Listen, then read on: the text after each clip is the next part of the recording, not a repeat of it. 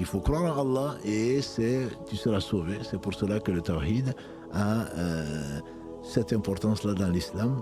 Et très certainement, Allah subhanahu wa ta'ala nous a fait un très grand don, un très grand cadeau en nous envoyant les différents prophètes, alayhi salam, pour nous enseigner la simplicité mais la vérité. Juste peut-être pour compléter par rapport à cette question des plantes, etc.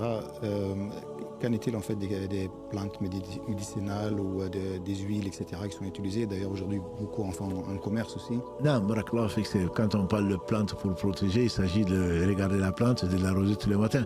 Mais les plantes médicinales, Allah n'a pas fait descendre une maladie sans faire descendre le remède, a dit le prophète, qu'on le connaisse ou qu'on ne le connaisse pas.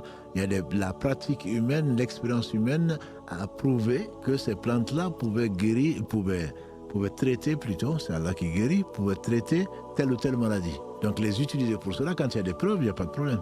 On peut les utiliser.